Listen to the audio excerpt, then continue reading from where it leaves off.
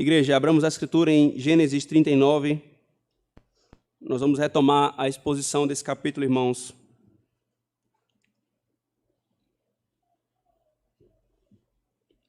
De onde nós paramos. Domingo passado nós tivemos uma breve pausa em razão da necessidade de uma pastoral, a exposição sobre um tema específico.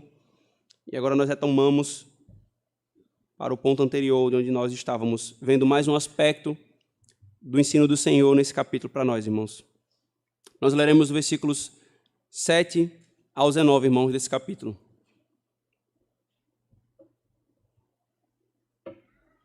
E aconteceu, depois destas coisas, que a mulher do seu senhor pôs os seus olhos em José e disse: Deita-te comigo. Porém, ele recusou e disse à mulher do seu senhor: Eis que meu senhor não sabe o que há em casa comigo e entregou em minha mão tudo o que tem. Ninguém há maior do que eu nesta casa. E nenhuma coisa me vedou senão a ti, porquanto tu és sua mulher. Como, pois, faria eu tamanha maldade e pecaria contra Deus?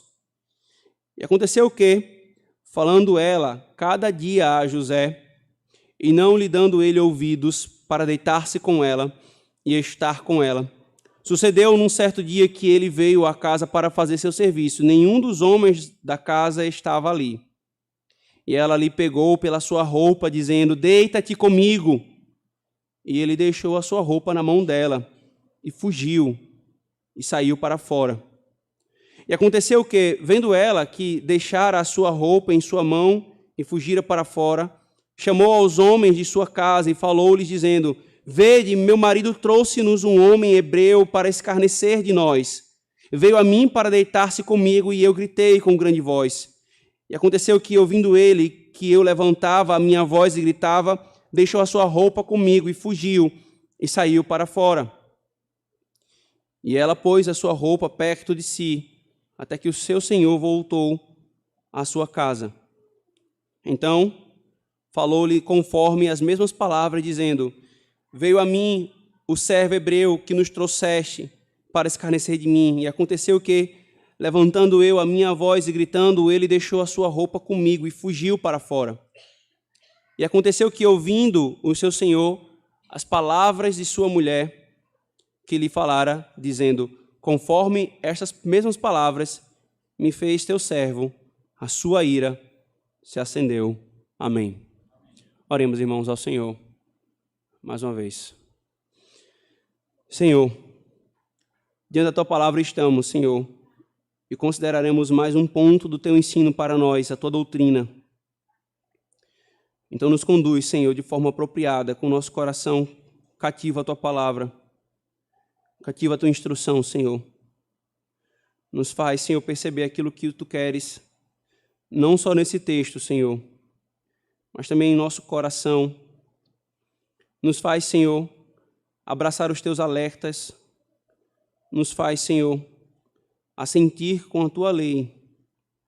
E, acima de tudo, Senhor, correr para o nosso Cristo, que é o nosso refúgio, que é a luz que ilumina o nosso caminho, que é a nossa força na luta contra o pecado, Senhor. Nós oramos em nome de Jesus. Amém. Irmãos, nós vamos considerar agora mais um ponto da narrativa de Gênesis 39, desse ponto de virada na vida de José, quando ele é levado como escravo para o Egito, e da casa de Potifar, o seu senhor, ele então é levado como prisioneiro e preso num cárcere, numa prisão, de forma injusta. O capítulo 39, irmãos, ele vem após o capítulo 38, mas essa ênfase aqui, óbvia, é para destacar que ambos os textos, eles têm como um contexto da narrativa o pecado sexual. Então, em Gênesis 38, depois de considerarmos tudo o que o texto poderia nos ensinar sobre o Evangelho e outros pontos da lei, nós consideramos a questão do pecado sexual e como o Senhor nos mostra o caminho desse pecado. Aqui, nós faremos a mesma coisa. Aqui, irmãos, há um contraste entre Judá e José, mas há também alguns complementos no que diz respeito ao ensino da Escritura Sagrada sobre o pecado sexual, ao mesmo tempo que é um reforço sobre o que já nos foi ensinado. Então nós vamos considerar agora, irmãos, em especial essa postura da esposa de Potifar, o pecado que ela cometeu, ou que girou foi o ponto de virada de toda essa narrativa aqui, irmãos. A primeira coisa que nós aprendemos aqui, queridos, veja o versículo 7, por favor.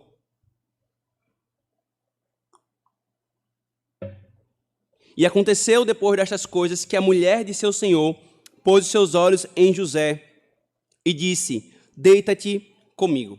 A primeira coisa, irmãos, que nós devemos destacar como um primeiro ensino sobre esse assunto nessa narrativa é quem é a pessoa que está cometendo ou provocando este pecado grave aqui, que é o pecado sexual, em todos os detalhes que ele é descrito aqui para nós, irmãos. A pessoa que comete isso aqui, irmãos, é a mulher de Potifar, que claramente, conforme está explícito em todo o contexto, ela é uma egípcia. E por que isso aqui é importante destacar, irmãos? Porque esse aqui, queridos, era o contexto no qual José estava inserido. Um contexto, irmãos, profundamente pagão. É um paradigma, nós podemos colocar aqui, um paradigma contextual do paganismo egípcio, irmãos, no qual José foi inserido. E nesse contexto, irmãos, as paixões sexuais eram muito comuns. Havia, irmãos, um borbulhar de paixões sexuais no paganismo de forma geral. Não tem uma só falsa religião pagã que você não encontre deturpações e estímulos ao pecado sexual como próprio da própria religião, como próprio da mentalidade daqueles que estão entregues àquela idolatria, àquela adoração àquele falso Deus. E com os egípcios não eram diferentes, irmãos. Não eram diferentes. Nós precisamos entender esse princípio, irmãos. Pecado sexual e paganismo, eles andam lado a lado. Onde há paganismo, florescerá o pecado sexual. Onde há o pecado sexual, de forma encorajada, incentivada, aplaudida, não tenha dúvida, por trás tem o paganismo. Por trás tem um princípio idólatra que conduz a essas práticas, irmãos.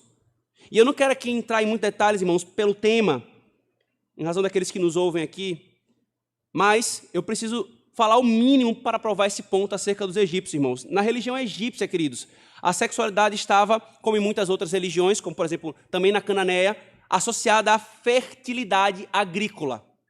Então, uma coisa estava ligada à outra. E na mentalidade deles, se entregar a estes pecados envolveria um ato de adoração, clamando a esses falsos deuses para que eles dessem fertilidade. Eles possuíam, irmãos, divindades específicas ligadas às práticas sexuais. E um desses deuses até mesmo eram representados por uma genitália masculina. Para vocês verem o nível da mentalidade egípcia. Os egípcios, irmãos, eles inclusive desenvolveram um tipo de pornografia, sem falar das suas vestes minimalistas e expositoras. Então, irmãos, era uma cultura profundamente entregue ao pecado sexual. Se você quer ver a prova escriturística disso, depois lê Ezequiel 23, do versículo 19 ao 21. Uma das descrições mais claras e, ao mesmo tempo, pesadas sobre esse pecado. Sabe quem é que ele cita? O texto cita como referência? Os egípcios. Os egípcios. Então, irmãos, era uma cultura profundamente sexualizada. E não nos choca ver, então, que a mulher de Potifar, debaixo da casa do seu senhor, do seu marido, com o servo de confiança do seu marido, tenha se lançado e se entregue às paixões sexuais. Por isso, irmãos, não nos assusta, queridos, não nos assusta todo estímulo ao pecado sexual que nós temos em nossa cultura e em nossa geração, irmãos, que são profundamente paganizados. Não nos assusta, irmãos, não nos assusta. Desde estímulos a beijos indevidos entre um rapaz e uma moça que não são marido e mulher, e se isso é novidade para você, não deveria ser, isso é próprio para um marido e uma mulher. Desde isso que se tornou comum, desde a revolução sexual no final do século passado, até a explosão de apelos pornográficos nas artes e o louvor ao adultério e à fornicação. Isso pulsa em nossa cultura, irmãos. Não nos enganemos, portanto, queridos. Tudo isso, todo esse encorajamento ao pecado sexual vem de um princípio pagão idólatra. De um princípio pagão idólatra. Os irmãos sabem que a sexualidade ela não é pecaminosa. Os irmãos sabem que o ato foi que Deus que criou e entregou para o marido e a mulher. Isso é uma bênção, é uma dádiva, é um banquete. Mas a questão, irmãos, é o ímpeto idólatra, ele deturpa tudo aquilo que o Senhor entregou, que foi regulado por Ele, que é para ser desfrutado nos termos dele. Mas então o ímpeto idólatra, ele trata de forma animalesca. E o ensino, irmãos, que nós devemos colocar no nosso coração é esse. O mesmo falso Deus dessas culturas pagãs do passado, que fomentava estas coisas, é o mesmo que tem fomentado nos nossos dias. É o mesmo, irmãos. Por isso, meu querido, pare de achar que tudo é neutro e inofensivo. Pare de achar que está tudo bem porque todo mundo faz. Você pode estar seguindo na sua mentalidade e em aplaudir e aprovar essas coisas, você pode estar simplesmente seguindo um ímpeto idólatra pagão. Paremos de ser ingênuos, irmãos, e acharmos que toda essa degradação é normal e é como mera expressão cultural. Se tem uma coisa que alguns crentes libertinos amam usar e apelar isso é cultural. Temos que respeitar. Cada cultura tem a sua e não há uma norma moral para isso. Isso é mais uma forma de tentar se conformar e se conformam para dizer que não somos alienados, somos moderninhos no que diz respeito à nossa geração. Meu querido, os poderes que operam por trás de toda essa degeneração sexual são mais demoníacos do que você pode imaginar. São mais demoníacos do que você pode imaginar. E sermos abobalhados achando que está tudo bem, tudo tranquilo, que não há nenhum ímpeto idólatra pagão por trás, irmãos, dormindo no ponto, quando a Escritura nos alerta. Comumente, quando aparece o paganismo na Escritura Sagrada, você tem um pecado sexual associado. Os crentes que insistirem nesse tipo de coisa, irmãos, serão tragados como uma luz é tragada no buraco negro. É difícil sair disso, irmãos, desse tipo de mentalidade, se o Senhor não nos libertar. E é difícil não cair se o Senhor não nos guardar. Não legitime o pecado. Não seja ingênuo nessa relação que a Escritura estabelece entre o pecado sexual e o paganismo. Mas tem o segundo ensino aqui, irmãos. Não apenas os egípcios aqui são colocados de forma geral, mas também há um alerta específico às mulheres. No capítulo passado, no capítulo anterior de Gênesis 38, houve uma ênfase, porque o próprio texto fazia isso, nos alertas aos homens, por causa do problema que houve com Judá. Mas como Calvino disse, o Espírito Santo admoesta que a todas as mulheres há um modesto comportamento. Na narrativa passada, irmãos, o agente da cobiça dos olhos foi Judá. Mas para que ninguém pense que a cobiça dos olhos tem por agente e sujeito apenas os homens, logo em seguida nos colocam a narrativa em que uma mulher é vilmente, com mais agravantes, colocada como agente da cobiça dos olhos, irmãos. O Senhor nos apresenta aqui uma mulher casada, irmãos, e que em muitos se assemelha à mulher adúltera descrita em Provérbios, para nos alertar que o pecado sexual, irmãos, e aqui a narrativa juntas, elas se sobrepõem, nos dando um quadro mais amplo. O pecado sexual não é apenas dos homens, Judá, mas também das mulheres. Vejam a mulher de Potifar. e o alerta fica para ambos os sexos. Por isso, mulheres, embora a maior tentação de vocês sejam querer ser objetos de cobiça, não está longe do coração feminino o pecado de também serem cobiçadoras. Aliás, nós poderíamos dizer, irmãos, que também isso não falta estímulos constantes em nossa geração. Em gerações passadas, irmãos, ainda havia um encorajamento a um pudor por parte das mulheres nesse ponto. Mas hoje em dia, irmãos, muitos consideram mulheres como mulheres para frente, ou mulheres desenroladas, ou mulheres que não esperam os homens, mulheres que não são presas, mas são caçadoras, porque elas justamente se colocam como agentes da cobiça. Elas não esperam, elas vão lá e atacam. Está aqui, irmãos, o estereótipo perfeito dessa mulher, a esposa de Potifar. Perfeito. Isso não é próprio para as santas redimidas por Cristo. Por isso, irmãs, guardem os seus olhos e seus desejos para o seu marido, aquelas que já são casadas, mas também as solteiras. Não lide, solteiras, com o desejo por um possível pretendente de uma forma cobiçosa, ou com a mesma linguagem daqueles que não temem ao Senhor, com expressões indevidas ou mentalidade indevida associada a isso. Terceiro ensino, irmãos, terceira doutrina aqui que nós temos sobre o pecado sexual. O texto claramente diz assim: a mulher do seu Senhor pôs os seus olhos em José. Interessante essa linguagem, né? Ela pôs os olhos em José. E mais uma vez, irmãos, aqui há um reforço, há uma ênfase novamente sobre os olhos como sendo a porta de entrada para a cobiça do pecado sexual. É a única porta de entrada? Não, não é. A Escritura apresenta outras causas de tropeço. E há inúmeras, irmãos, há inúmeras. Mas essa aqui, sem dúvida, é uma que é enfatizada e repetida com um alerta maior.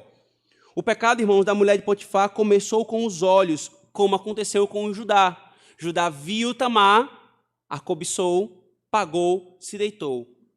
A mulher de Potifar via José dia após dia. Ela já o cobiçou com os seus olhos, ela o despiu com os seus olhos, ela adulterou com ele em seus olhos. Só faltava consumar aquele ato. Os nossos sentidos, irmãos, estão sempre prontos para pecarmos. Nós não cremos na doutrina tomista de Tomás de Aquino, católica romana, de que os pecados vêm apenas pelos sentidos. Não, o pecado está no coração.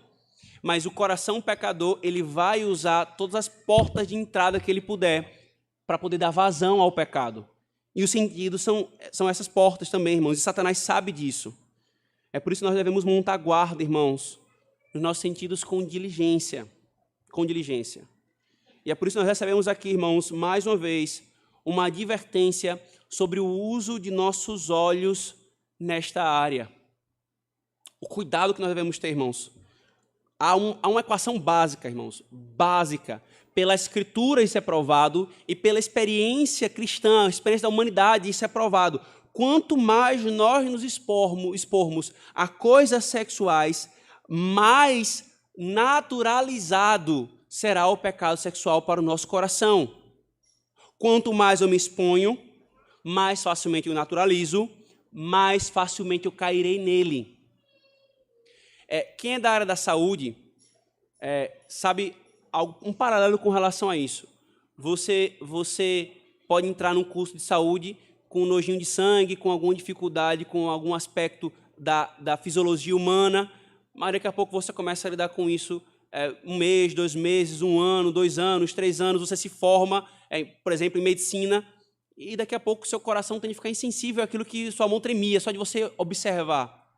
Esse é um caminho natural do coração humano, irmãos. Quanto mais nós nos expomos a algo, mais nós vamos naturalizando aquilo que não era para ser, ou, mais especificamente nesse caso, o pecado, não era para ser naturalizado. E é de pouco em pouco, irmãos, que o pecado ele ganhará espaço em nosso coração. Especialmente, irmãos, quando nós vivemos em uma cultura cujos homens e mulheres querem ser iscas. querem se expor para ser objeto de cobiça. E se você quer ser isca, objeto de desejo, não se assuste quando você atrair este tipo de animal. Homens e mulheres que só olham para o corpo e que são dominados pela cobiça dos olhos. Não se assuste. Isso é esse tipo de isca que você quer usar. Não se assuste quando você vê o seu coração pensando sempre no sentido sexualizado. Se a gente se expõe, irmãos, a séries que tratam do pecado sexual de uma forma tão banal, a filmes, a contas de Instagram, a ambientes, a círculos, a pessoas, a amigos que tratam essas coisas de forma naturalizada.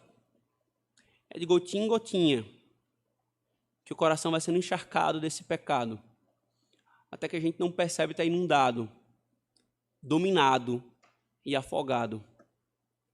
A mulher de Potifar, ela não agarrou José na primeira olhada. Ela olhou e cobiçou, ela olhou e cobiçou, ela olhou, cobiçou, desejou e imaginou, ela olhou, cobiçou e olhou de novo, até que a opção de agarrá-lo já não era mais tão absurda assim. E assim ela fez. Então nós temos aqui, irmãos, também o quinto ensino, a quinta doutrina, que é o contraste entre o pecado sexual de Judá e a descrição do pecado sexual da mulher de Potifar. E mais uma vez, os dois capítulos se complementam na descrição desse pecado que a Bíblia faz, irmãos. O pecado de Judá, querido, se você notou bem, ele foi explosivo e impulsivo. A narrativa vai descrever o pecado dele assim: ele viu, ele pagou, ele se deitou. 2 versículos, ponto, acabou. É assim que é descrito o pecado dele, mas com a esposa de Potifar, não. O pecado ele foi escalonado, ele foi avançando. Ela viu José, ela nutriu a cobiça, ela propôs que ele se deitasse com ela. Ela insistiu todos os dias e todos os dias ele resistiu, até o ponto de atingir o ápice dela o agarrar para ter relação forçada. Foi escalonado, foi paulatinamente investido, alimentado, até chegar ali. Por isso nós aprendemos aqui, irmãos, que o pecado sexual não é apenas uma paixão explosiva, de forma que se você pensar assim, não, eu tô livre desse problema, desse possível pecado, porque eu não sou facilmente dominado por paixões explosivas, eu sou uma pessoa calma, serena, e não ajo por impulsão. Mas o pecado sexual também é apresentado, irmãos, como uma paixão nutrida, até atingir proporções de descontrole, em que você não tem mais domínio sobre sua alma. A prostituta com quem Potifar estava casado foi tomada por um desejo desenfreado. Ela estava tão tomada, irmãos, por esse desejo que estava governando o coração dela, que ela não hesitou em fazer aquilo que seria inconcebível: forçar um homem a ter relações com ela. Por isso, corretamente, irmãos, o puritano Matthew Henry, ele disse: quando um espírito imundo consegue a posse e o domínio de uma alma, a situação é parecida com a daqueles que são possessos de demônio. Quando uma alma é tomada por paixões desgovernadas, e Matthew Henry está aplicando aqui a questão das paixões sexuais, o paralelo à situação é como ser possesso por um demônio. Então ele cita Lucas 8, 27 e 29. Quando a luxúria consegue a liderança, ela não será detida por nada, não enrubescerá por nada. A decência, a reputação e a consciência são todas sacrificadas a este Baal Peor. Se você lembra bem, essa referência aqui de Henry a Baal Peor era o falso deus cananeu, que foi na adoração a ele, as cananeias atraíram os filhos de Israel para pecados sexuais. Por isso, irmãos, estejamos atentos aos desejos e às paixões nesta área que vêm ao nosso coração. E elas virão, irmãos, elas virão. Queira o Senhor que Ele nos proteja e nos guarde do simples bater delas à porta do nosso coração. Que Ele nos guarde. Mas se o Senhor, na sua providência, na sua tratativa do nosso coração, não o quiser assim, irmãos, que entendamos o seguinte: se elas vierem, que nós não alimentemos elas com pensamentos, imaginações, conversas, propostas. Tais paixões, irmãos, são como monstros, que quando alimentados, crescem. E quando crescem, devoram a todos que estão ao redor, inclusive aquele que alimentou. Devemos, irmãos, estar atentos a esses movimentos que vêm em nosso coração, queridos. E então vem a sexta doutrina, irmãos, que o texto nos ensina aqui sobre esse assunto. Aqui está, irmãos, apresentado a nós mais um tipo de cegueira, conforme foi descrito também com o Judá. Lembra que com o Judá nós vimos alguns aspectos da cegueira que o pecado sexual gera no coração humano. Essa cegueira gerou aqui na mulher de Potifar não apenas insistência e agravantes, mas gerou premeditação e plano. Porque note, irmãos, há uma série de fatores aqui que deveriam ter refreado ela. José, por exemplo, quando nós vamos ver a próxima exposição sobre como lidar com a tentação e o livramento das tentações, que é o que esse texto também vai nos ensinar, José lembrou a ela um desses elementos. Eu sou o servo de confiança do meu Senhor. Eu estou aqui porque o meu Senhor colocou aqui, Ele é teu marido. Não, ela desconsiderou totalmente isso por essa cegueira.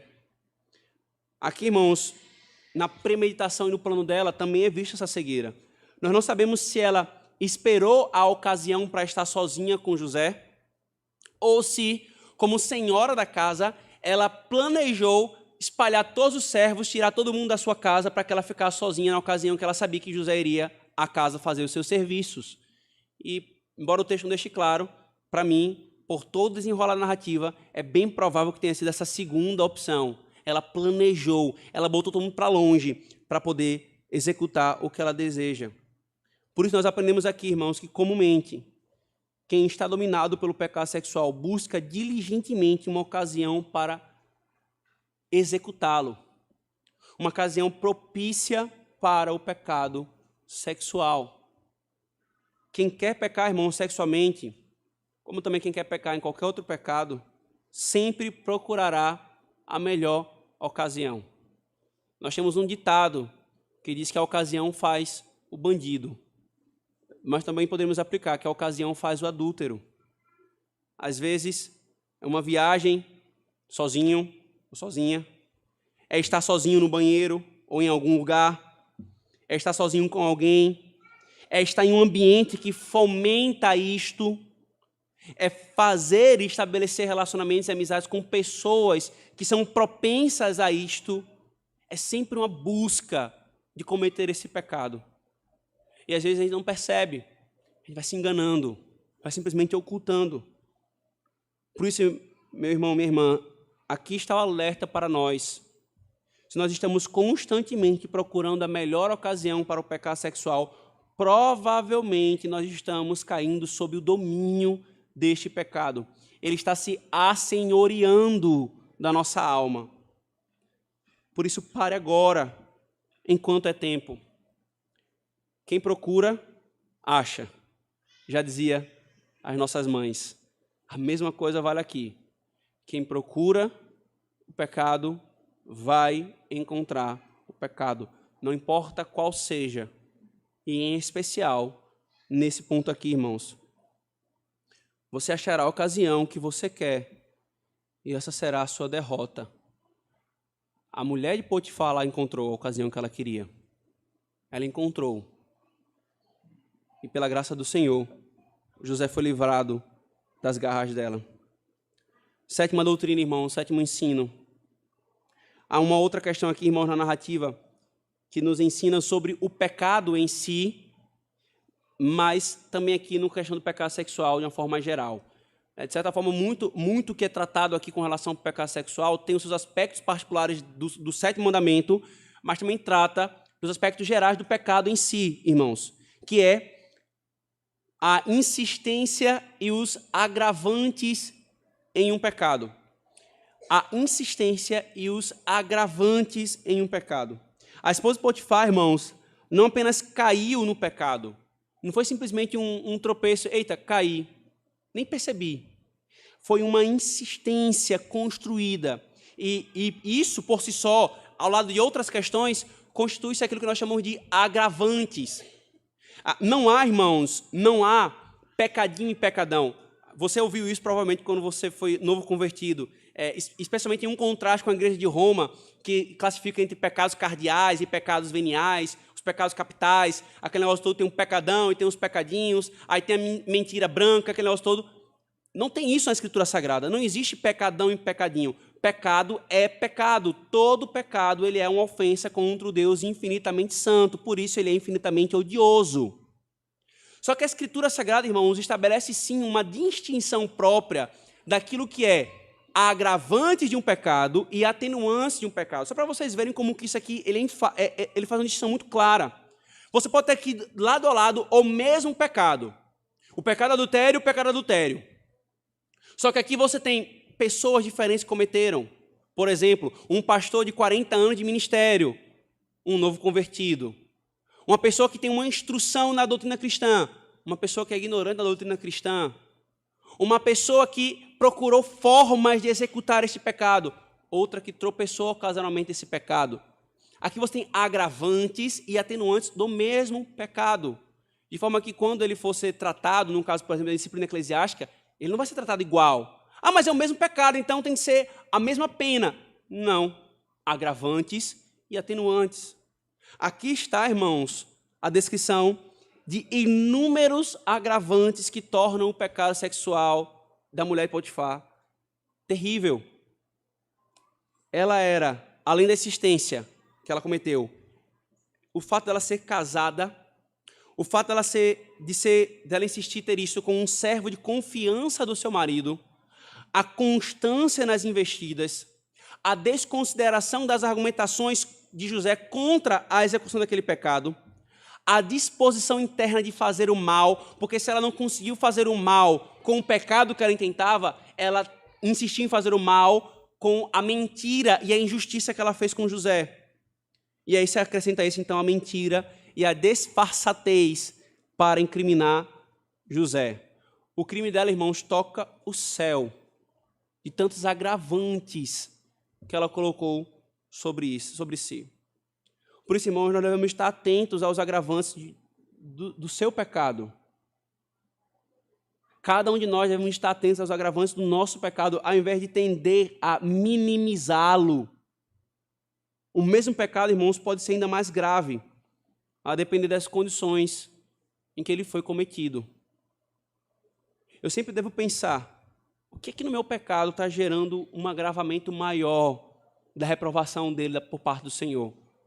O quanto de conhecimento eu tenho? Ah, mas eu nem tenho tanto conhecimento assim.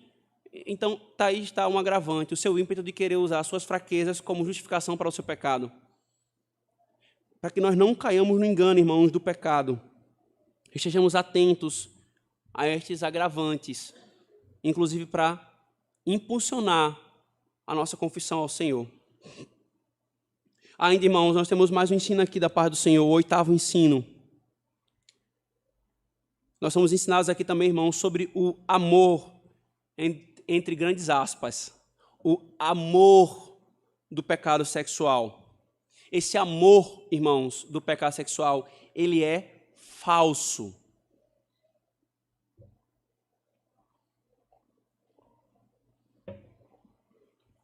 As novelas brasileiras, irmãos, séries e filmes, elas criaram um imaginário de que o amor do pecado sexual é o amor verdadeiro. Você já viu isso?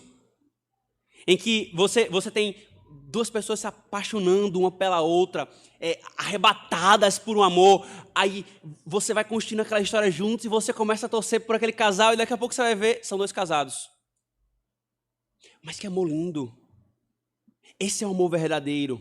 Porque veja como ela sofre no seu casamento, veja como ele sofre no seu casamento. Esse amor não, esse amor ele é puro, ele tem força. É uma construção de um imaginário contrário à palavra do Senhor, mas é justamente o contrário, irmãos. O amor do pecado sexual, irmãos, ele é um falso amor. Na mulher de Potifar, irmãos, mostra-se justamente isso aqui. Uma paixão devoradora e arrebatadora que fazia ela não se controlar para se deitar com José. Um suposto amor incontrolável muda repentinamente para uma vingança perniciosa e destruidora. Um girar de chave. Esse movimento, irmão, nos ensina algo. Seu amor se converteu em fúria e em desejo de ver o objeto cobiçado morto.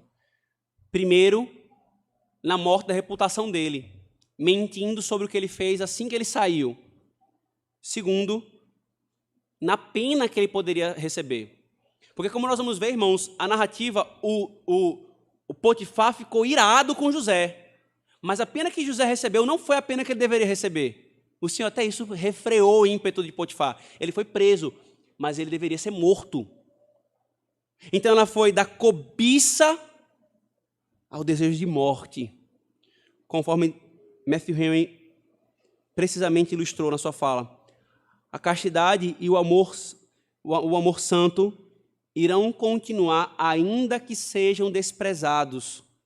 Mas o amor pecaminoso, como o de Aminon por Tamar, se você lembra bem nessa narrativa, é facilmente transformado em um ódio pecaminoso, em um repúdio. E essa é uma marca que se julga o amor verdadeiro. É si mesmo, quando machucado ou desprezado, ele não se converte em ódio e em repúdio. Por isso, irmãos, quão tolos são aqueles que pensam que o amor produzido no pecado sexual, como o amor de uma amante ou o amor de um amante, é um amor verdadeiro. Que tolice sem tamanho. Tolos são os que trocam o amor verdadeiro por este amor. Certa vez, alguns irmãos mandou para mim uma postagem, não sei nem quem foi que falou isso, mas falou uma coisa acertada. Por que Provérbio fala tanto ao homem sobre não abandonar, não desprezar a mulher da tua mocidade, se referindo à esposa? Aí esse influencer, essa pessoa foi e falou, porque ela estava ao seu lado quando talvez ninguém estaria. Porque ela começou a vida e construiu com você quando nenhuma outra mulher que hoje talvez quer se oferecer a você, faria. O amor verdadeiro é aquele que vai por esta trilha, irmãos, e não o amor da paixão sexual. Tal amor da paixão sexual, ele é egoísta, porque ele quer tão somente o prazer e usar o outro como objeto. Não poucas histórias, irmãos, de adultério, de traição, não poucas histórias têm esse desfecho. Alguns poucos ainda insistem na obstinação de seguirem juntos os amantes. Mas comumente, há um repúdio. Esse amor é como um fogo de palha, irmãos, que não serve para nada que é bom. E quando pega, incendeia toda uma floresta. Isto é, vidas e famílias inteiras, irmãos. Basta uma gota de desprezo, basta uma gota de frustração, basta uma gota de não satisfação e o objeto da cobiça luxuriosa se torna um objeto do ódio e do desejo de destruição. Por isso, cuidado, jovens solteiros, com paixões avassaladoras. Cuidado. Porque essa paixão avassaladora e o argumento que muitos fazem assim, se você me ama, então você vai, ele é falso. Porque comumente ele se converte em desprezo. Não poucas vezes marcam a vida do casal por toda a sua caminhada. Cuidado também, homens casados, com o falso engano, com a falsidade e o engano do amor da mulher adúltera. O que foi falado aqui sobre esse falso amor do pecado sexual e o amor verdadeiro é o que o provérbio descreve com relação à mulher adúltera, que envolve aquele que é conduzido como um boi ao abatedouro, com os seus enganos. Também cuidado, mulher casada. Não importa o conflito que você esteja lidando com o seu marido ou o conflito que você esteja lidando com sua esposa, lutem para resolvê-lo. Você não vai encontrar satisfação dando vazão ao seu descontentamento. Qualquer um que se apresentar nessa ocasião, pode ter certeza, eu não preciso ser um profeta para ter visões para lhe falar isso não.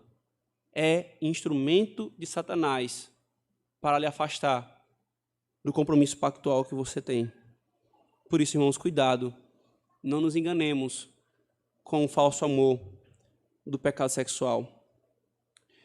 Mas há uma última, irmãos, importantíssima instrução aqui sobre essa doutrina, todas essas doutrinas. Eu quero falar a você que já caiu em algum desses pecados sexuais. Eu sei, irmãos, que cair nesses pecados trazem muitas dores. Dores para quem cai nele e geme por essas dores porque percebe a destruição, percebe a marca que causa na sua alma. Dores para aqueles que estão ao redor. Então, se você caiu nesse pecado, quero que você saiba que a graça em Cristo para lhe perdoar do mais vil pecado, se você se arrepender e buscar a graça de perdão nele, a graça para recomeçar. Não há um só pecado, irmãos, que não possam ser perdoados pelo nosso Senhor. Se você se arrepende, clama a Ele, se humilha. Um coração quebrantado, ele diz, ele não despreza, ele não rejeita. E mesmo que seja um pecado que você se sinta sujo e suja, mesmo que você tenha agido como a mulher de Potifar, que embora tão aterrorizante você pode olhar, em muitos casos representa justamente o nosso coração, se não na execução, nos pensamentos. Se nós nos arrependermos, há graça para recomeçar, perdão em Cristo e poder para vencermos esses pecados, irmãos.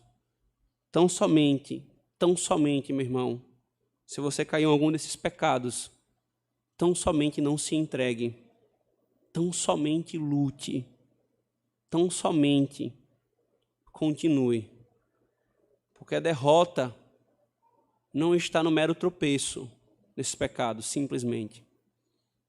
Está na entrega. Davi caiu nesse pecado, mas não se entregou. Você encontra essa mulher que se entrega a esse pecado, e o texto segue com um silêncio da obstinação dela. Se você se arrepender, há graça e perdão. Mas também uma palavra para você que está sob a tentação do pecado sexual de forma ativa e também em alto grau no seu coração, como foi o caso aqui da mulher de Potifar. Fuja, resista, não ombreie essa mulher. Se você sente fraqueza nessa área, e você se coloca, ou tem estado sob forte tentação nessa área, corra também para Cristo. Corra se humilhando. Corra confessando a sua fraqueza, dizendo, Senhor, eu sou exatamente como a mulher de Potifar. Meu coração é adúltero, meu coração é cobiçoso, os meus olhos não param de adulterar. Os meus desejos são desgovernados. Me dá a tua graça, para que eu possa me livrar desses pecados. E então você vai encontrar essa graça em Cristo. E então Cristo vai lhe instruir sobre como lutar contra esses pecados, que é o que nós veremos hoje à noite, na continuação dessa exposição sobre a tentação e a luta contra a tentação, o que o Senhor nos ensinou a partir da vida de José. Oremos, irmãos. Senhor Deus, o pecado sexual é terrível, Senhor. E a sua odiosidade ela se encontra, está associada naquilo que ela envolve. Ela envolve o que nós somos por completo, Senhor. Corpo e alma. Aqueles que pecam, qualquer pecado fora do corpo cometem, disse Paulo. Mas aqueles que pegam com pecado sexual no corpo o fazem. E o fazem muitas vezes não sozinhos, mas conduzindo outros juntos a esse pecado, Senhor. Que o Senhor tenha misericórdia, Senhor, do teu povo. Que o Senhor fortaleça o coração daqueles que tu já tens sustentado em castidade e que, a despeito de todo estímulo e da própria inclinação da nossa natureza, o Senhor tem sustentado dentro do teu povo, Senhor. Homens e mulheres casados, jovens rapazes e moças, Senhor. Tu tens guardado. Louvado seja o Senhor por isso e continua sustentando. Mas aqueles, Senhor, que estão sob forte tentação, Senhor, nesse momento, que o Senhor lhes guarde o coração, que o Senhor lhes preserve a consciência, que tua graça, Senhor, abunde e sobreabunde, Senhor, essa alma, dando força para resistir e triunfar sobre esse pecado para a glória do teu nome, Senhor. E que aqueles, Senhor, que porventura caíram no passado ou recentemente, Senhor, nesses pecados descritos aqui na mulher de Potifar, que sua consciência tem caminhado afligida, Senhor. Traz, Senhor, a eles arrependimento, contrição e traz, Senhor, a calmaria dessa consciência, Senhor, a paz que só o teu Espírito Santo pode dar, Senhor. Não há, Senhor, perdão de homens, nem um alto perdão que possa nos dar, Senhor, a paz de consciência que só tu podes dar, Senhor. Protege o teu povo, Senhor. Protege a nossa igreja. Protege-nos a nós, os oficiais, os presbíteros, o conselho, o pastor, os diáconos, os homens da igreja, Senhor, as mulheres. Livra-nos. Também as crianças, Senhor, de serem alvos de Satanás nessa área. Nós oramos em nome de Jesus. Amém.